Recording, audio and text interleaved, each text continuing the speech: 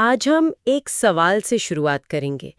जब सत्ता बदलती है, जब राज पलटता है, तो क्या वफादारी भी बदल जाती है? क्या सालों के जो रिश्ते हैं वो एक झटके में अपना मतलब खो देते हैं? ये बहुत गहरा सवाल है। कृष्णा सोबती की कहानी सिक्का बदल गया हमें इसी मुश्किल सवाल के ठीक बीच में ले जाती है। बिल्कुल। और ये कहानी हमें किसी जंग के मैदान में नहीं बल्कि एक गांव के अंदर एक हवेली की दहलीज पर ले जाती है। हाँ। जहां एक अकेली औरत शाहनी ये देख रही है कि कैसे उसकी पूरी दुनिया का सिक्का रातों रात बदल गया है। वाह। तो आज हम इसी कहानी की परतों को खोलेंगे और समझने की कोशिश करेंगे कि विभाजन सिर्फ जमीनों का नहीं था, वो दिलों का भी था। हाँ, चलिए शुरू करते हैं। तो कहानी शुरू होती है एक सुबह से, जो दिखने में तो बिल्कुल आम थी, लेकिन असल में एक तूफान से पहले की खामोशी थी। सही कहा। शाहनी हमेशा की तरह चिनाब नदी में नहाने पहुंची है।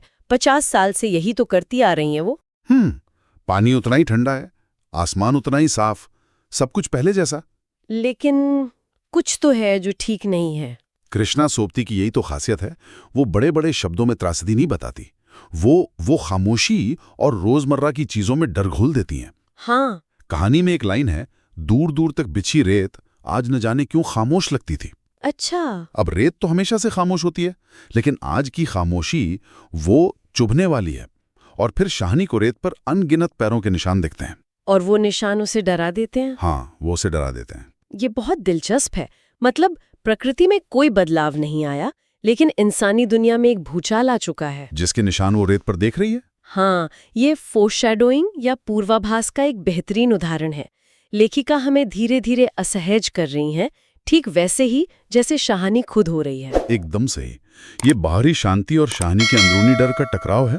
उसे सुबह की शांति में भी कुछ भयावना सा महसूस हो रहा है। और ये डर किसी अनजान दुश्मन का नहीं, बल्कि उन लोगों का है जिनके बीच वो पूरी जिंदगी रही है। बिल्कुल, यहीं से कहानी का असली तनाव शुरू होता है। और घर लौटते हुए ये तनाव और बढ़ जाता है। वो अपने मीलों तक फैले खेतों को देखती है जो सोना उगल रहे हैं। और वो सोचती है ये सब शाहजी की बरकतें हैं, ये उसकी दुनिया है, उसका साम्राज्य है, जिसे उसने और उसके पति ने मिलकर बनाया था। और इस दुनिया का एक बहुत अहम हिस्सा है उसका सबसे वफादार नौकर शेरा। हाँ, शेरा, जिसे शाहनी ने तब से पाला है जब उसकी माँ मर गई थी। एक तरह से वो उसका बेटा ही है। लेकिन जिस पल शाहनी उसे आवाज देती है, कहानी एक बहुत ही नाटकीय मोड़ लेती है। हाँ, शाहनी की आवाज सुनकर शेरा कांप जाता है। क्यों? क्योंकि ठीक उसी वक्त वो अपने साथियों के साथ मिलकर शाहनी की हवेली लूटने का प्लान बना रहा होता है। यहीं पर आकर मेरा सवाल खड़ा होता है। वो इंसान जिसे शाहनी बेटे की तरह मानती है, हाँ, वहीं उसकी हवेली लूटने की सोच रहा है। ये सिर्फ लालच है या कुछ और है? सालों की वफादारी, वो माँ बेटे जैसा रिश्ता एक रात में कैसे खत्म हो सकता है? ये बहुत अच्छा सवाल है और मुझे नहीं लगता कि वफादारी खत्म हुई है। अच्छा। बल्कि वो एक दूसरी ज्यादा शक्तिशाली भावना के नीचे दब गई है, और वो है सालों का दबा हुआ गुस्सा। गुस्सा? हाँ, याद करिए शेरा क्या सोचता है। हमारे ही भाई बंदों से सूद ले लेकर शाहजी सोने की बोरियां तोला करते थे। अच्छा, तो ये गुस्सा शाखनी से नहीं है? नहीं, ये गुस्सा उस पूरे सिस्टम से है जिसका प्रतीक शाखनी और उसके पति थे। अब जब सिक्का बदला है तो उसे लगता है कि हिसाब बराबर करने का वक्त आ गया है। तो ये एक तरह का वर्ग संघर्ष भी है जो धर्म के इस नए बंटवारे के साथ बाहर आ रहा है। बिल्कुल। शेरा को लगता है कि जो दौलत शाहजी ने जमा की उस पर असल हक तो उन जैसे लोगों का है। लेकिन फिर भी उसका ज़मीर उसे कचोटता है ना? बिल्कुल। और यहीं पर कहानी की जटिलता सामने आती है। एक तरफ उसके मन में लालच और गुस्सा है, तो दूसरी तरफ शाहनी की ममता। हाँ, कहानी का सबसे मार्मिक हिस्सा है जब वो शाहनी को मारने का सोचता है और उसे तुरंत शाहनी के वो हाथ याद आते हैं जो उसे बचपन में दूध का कटोरा दिया करते थे। हाँ, वो यादें उसे रोक लेती हैं। वो सोचता है आखिर शाहनी ने क्या बिगाड़ा है हमारा। शाहजी की बात शाहजी के साथ गई, वो शाहनी को जरूर बचाएगा। क्या ये सच में उसे बचाने की कोशिश है या अपने अपराध बोध को शांत करने का एक स्वार्थी तरीका? मुझे लगता है ये दोनों है। उसका उसे घर तक छोड़ने का फैसला एक तरह से उसकी सुरक्षा की एक आखिरी बेबस कोशिश है, लेकिन साथ ही ये अपने अंदर की इंसानियत को बचाने की भी कोशिश है। तो शेरा उस पूरी पीढ़ी का प्रतीक है जो पुरानी वफादारियों और नई नफरत भरी राजनीति के बीच पिसरे थे। वो न पूरी तरह से वफादार रह पाता है और न ही पूरी तरह से बागी बन पाता है। वो बीच में फंस गया है। हाँ बिल्कुल। और शाहनी इस सब से अनजान अपनी हवेली में अकेली है। उसे महसूस हो रहा है कि कुछ बदल गया है। लेखिका लिखती हैं, उसका अधिकार आज स्वयं ही उससे छूट रहा है। ये बहुत शक्तिशाली पंक्ति है ना? कोई उससे कुछ छीन नहीं रहा, उसका अधिकार खुद ब खुद खत्म हो रहा है। और तभी वो खबर आती है जो उसके डर को हकीकत में बदल देती है। हाँ, रसूलन भागती हुई आती है और चिल्लाती है, शानी शानी सुनो, ट्रकें आ रही हैं लेने। और ये खबर गांव में आग की तरह फैल जाती है। यहाँ एक बात पे गौर करना जरूरी है। अब तक जो डर था वो गांव वालों की लूटपाट या हिंसा का था, वो एक व्यक्तिगत खतरा था। हाँ। लेकिन ट्रक का आना इस मामले को पूरी तरह से बदल देता है। आप कहना चाहते हैं कि अब ये मामला व्यक्तिगत दुश्मनी का नहीं रहा? बिल्कुल। ट्रक का आना इस बात का प्रतीक है कि अब ये राज्य द्वारा प्रायोजित विस्थापन है। ये एक सरकारी फरमान है। अच्छा। अब शानी की लड़ाई शेरा या कुल्लूवाल के लोगों से नहीं, बल्कि एक नई सरकार, एक नए राज से है। उसकी दुनिया अब आधिकारिक तौर पर खत्म हो रही है। अब कोई उम्मीद बाकी नहीं।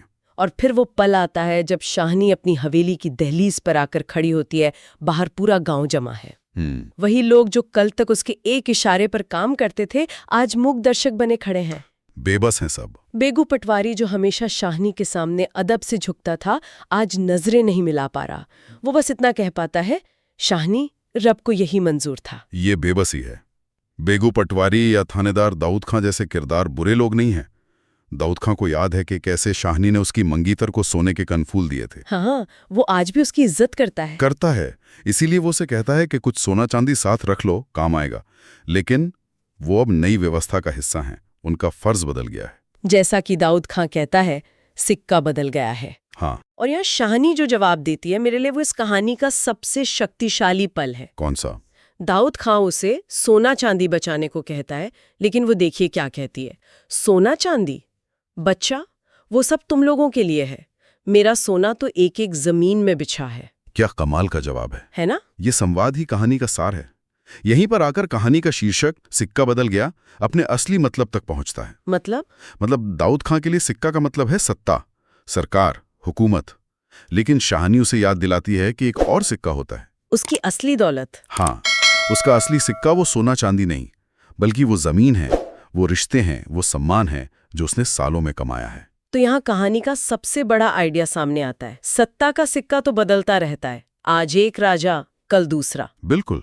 लेकिन हर इंसान का एक अंदरूनी सिक्का होता है, उसकी पहचान, उसका सम्मान, उसकी जड़ें। सही कहा। शाहनी हमें दिखाती है कि जब बाहरी सिक्का आपकी पहचान छीनने की कोशिश करता है, तो आप अपनी अंदरूनी सिक्के को कितनी मजबूती से पकड़कर रखते हैं। बिल्कुल। और इसीलिए वो रोने के बजाय शान से जाने का फैसला करती है।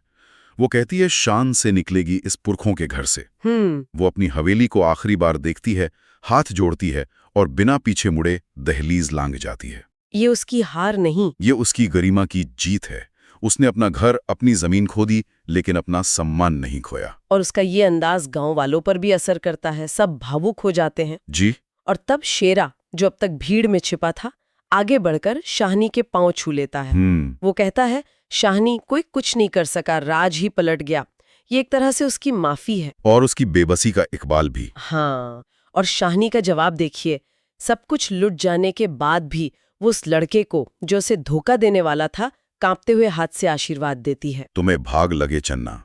शाहनी पीड़ित हो सकती है, लेकिन वो पराजित नहीं है। उसका किरदार उस नफरत से कहीं ज्यादा बड़ा है। कहीं ज्यादा बड़ा। और अंत में जब शाहनी ट्रक में बैठी होती है, तो उसके कानों में दाऊद खान के शब्द गूंज रहे होते हैं, राज पलट गया है, सिक्का बदल गया है। लेकिन कैंप में पहुंचकर जब वो अपनी जैसी हजारों बेबस औरतों को देखती है, तो वो सोचती है, सिक्का क्या बदलेगा, वो तो मैं वह छोड़ा ही। क्या खूबसूरत अंत है ना? वो समझ जाती है कि असली सिक्का, यानी उसकी इज्जत, उसकी पहचान, उसकी विरासत, वो तो उसी गांव की मिट्टी में रह गई है। अब जो सिक्के चलेंगे वो सिर्फ धातु के टुकड़े होंगे, उनकी कोई असली कीमत नहीं होगी। तो इस कहानी के माध्यम से हमने देखा कि कैसे इतिहास की एक बड़ी घटना एक इंसान की पूरी दुनिया को उलट-पुलट कर देती है। ये सिर्फ जमीन या घर छोड़ने की कहानी नहीं है, ये अपनी पहचान, अपने रिश्तों और अपने सम्मान के उस सिक्के को खोने की कहानी है, जिसे हम जिंदगी भर कमाते हैं। और अंत में हम सोचने के लिए एक सवाल छोड़ जाते हैं। जरूर। कहानी में बार बार कहा जाता है कि सिक्का बदल गया, यानी सत्ता, नियम और शक्ति का संतुलन बदल गया। लेकिन शाहनी के लिए असली सिक्का तो उसकी इज्जत, उसकी विरासत और वो रिश्ते थे। तो सवाल क्या है? सवाल ये है कि हमारे अपने जीवन का असली सिक्का क्या है? क्या वो पैसा, पद और ताकत है या कुछ और? और तब क्या होता है जब दुनिया की नजर में उस सिक्के की कीमत अचानक खत्म हो जाती है?